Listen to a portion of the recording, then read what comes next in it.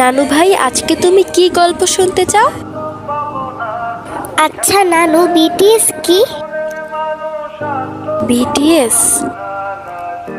কি হলো নানু, চুপ হয়ে গেলে কেন? বলো না বিটিএস কি?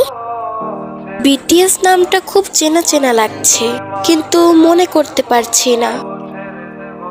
কে এই বিটিএস? কেন মনে পড়ছে না? নানু, তা নানু ভাই, তুমি এই নামটা কোথায় পেলে? কোথাও না নানু, তোমার রুমের একটা বইয়ের মধ্যে এই নামটা লেখা দেখলাম, আর সাথে একটা ছবি। ছবিটা কোথায়? ছবিটা তো আমার সাথেই ছিল, কিন্তু কোথায় রেখেছি সেইটা তো মনে পড়ছে না নানু। আচ্ছা নানু ভাই, ছবিটা দেখতে কেমন ছিল? ছবিতে অনেকগুলো সুন্দর দেখতে ছেলে ছিল, আর মনে হয় 7টা ছেলে ছিল। 7টা ছেলে ছিল? চোখের সামনে কেমন যেন সবকিছু হালকা ভেসে উঠছে।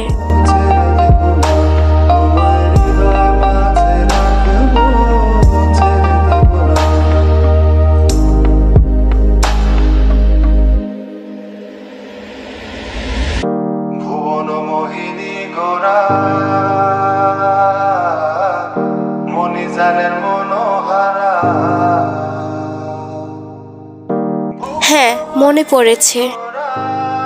তাহলে বলো নানু, বিটিএস কি? বিটিএস হলো এমন একটা জিনিস যেখানে ছিল 7টা রাজা, আর তাদের ছিল কোটি কোটি প্রজাপতি। সেই কোটি কোটি প্রজাপতিগুলোর মধ্যে আমিও ছিলাম একজন। তাদেরকে নিয়ে আমরা কতই না স্বপ্ন দেখতাম।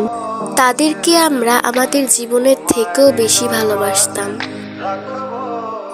তারপর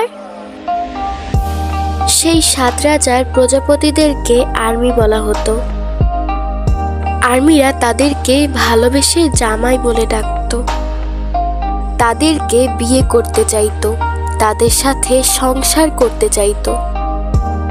তারপর একদিন 7 রাজা তাদের কোটি কোটি প্রজাপতিদের মন ভেঙে চলে গেল। তারপর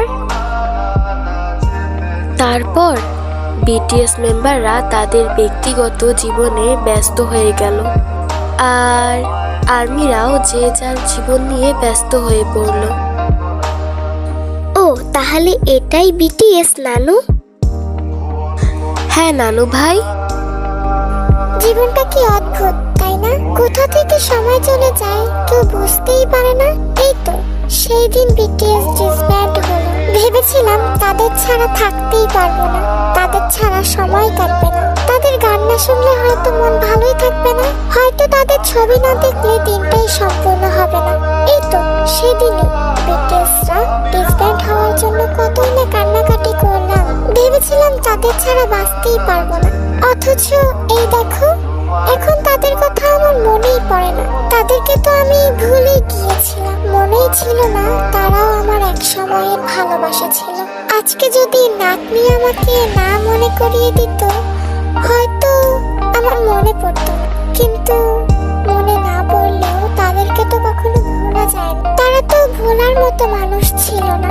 তারা যদি শুধুমাত্র ভালোবাসার মানুষ হতো, তবে তাদেরকে আমি সহজেই ভুলে যেতে পারতাম। কিন্তু তারা আমাদেরকে মায়া লাগিয়ে গেছে, যেই মায়া কখনোই তাদেরকে ভুলতে দেবে না। আজ এতগুলো বছর কেটে গেল, আমি বুড়ি হয়ে গেলাম।